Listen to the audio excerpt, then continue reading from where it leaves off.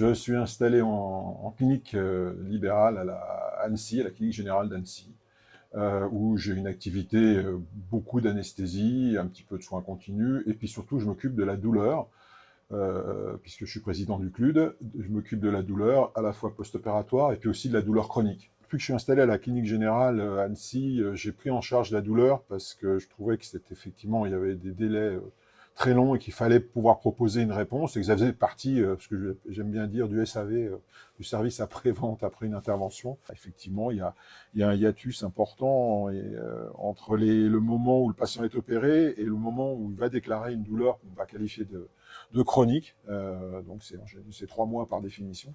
Et donc, c'est important que les patients puissent avoir peut-être pour le moment très tôt une réponse à leur douleur qui persiste de façon, on va dire, anormalement longue, et qui va progressivement risquer d'évoluer vers une douleur chronique.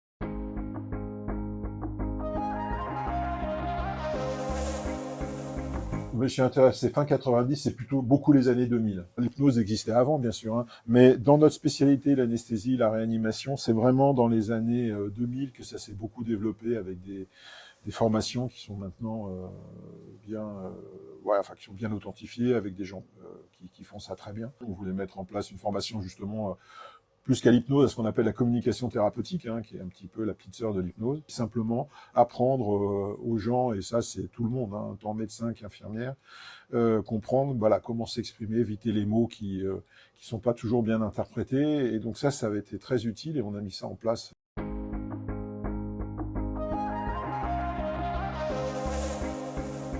La communication thérapeutique, c'est-à-dire pour effectivement apprendre aux gens à s'exprimer correctement. C'est certainement pour moi l'apport le plus important de l'hypnose, parce que ça c'est vraiment du quotidien.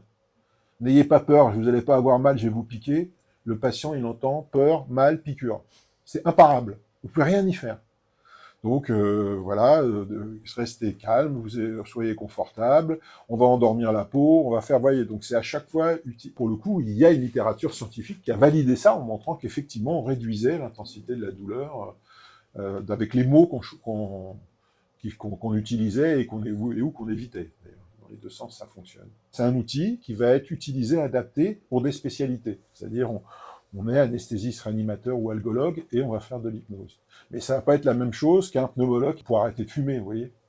Donc, c'est bien d'avoir bien cerné qui pouvait faire, pourquoi et pour qui. On ne peut pas faire tout et n'importe quoi avec l'hypnose, ça faut bien en avoir conscience. Je vais faire de l'hypnose dans un centre de la douleur pour effectivement avoir cet outil à disposition qui vient venir en complément d'autres thérapeutiques, pharmacologiques ou techniques.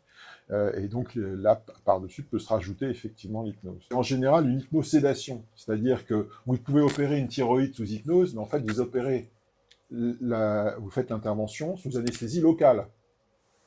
Et l'hypnose va venir par-dessus aider le patient à pouvoir effectivement supporter la situation. Mais on ne fait pas une intervention sous hypnose seule. Ou de toute façon, aussi, il y a les coloscopies, mais les coloscopies, c'est un geste qui est très désagréable. Et on a toujours la possibilité, pendant la coloscopie, de rajouter un produit d'anesthésie classique, mais on s'aperçoit qu'on en réduit considérablement les besoins avec ça.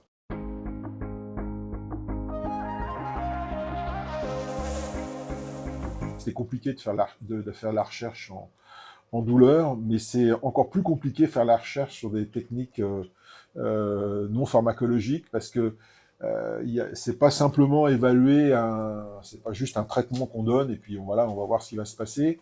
Il y a aussi toute une partie relationnelle qui s'installe avec le thérapeute et le patient. Là, la douleur, surtout la douleur chronique, c'est parfois très compliqué et il faut pouvoir, mettre en place et aider des études, parce que c'est ça qui nous permet aussi d'évoluer, d'avancer, pas uniquement sur des impressions, c'est toujours l'intérêt, d'avoir effectivement des notions, objectives qui nous permettent effectivement de savoir ça c'est intéressant, ça l'est moins.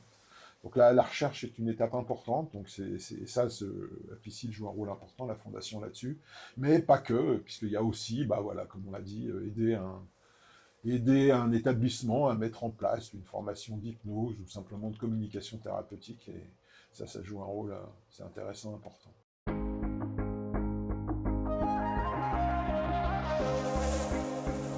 C'est toujours pareil, quand il y a un marché, on trouve toujours des gens qui vont venir et qui sont intéressés, pas forcément dans de bonnes conditions, quoi. Donc, c'est aussi le rôle là d'aller sortir ce qui est un peu limite ou borderline. C'est vraiment le rôle de là la fondation, c'est voilà, c'est faire un peu utiliser à bon escient et de pouvoir faire le tri entre ce qui est pertinent et ce qui l'est moins. Quand vous avez une littérature qui va montrer les choses qui fonctionnent ou fonctionnent pas, après, il faut que ça, on sait qu'il y a toujours un temps quoi, pour que ça passe dans l'utilisation courante au quotidien. Quand on fait des recommandations, entre le moment où la recommandation est faite, il va analyser la littérature, puis le moment où ça va être appliqué, il faut du temps, il faut expliquer. Les apiciles, il y a la partie aider la recherche, mais aussi la partie pouvoir aider les gens à appliquer ça.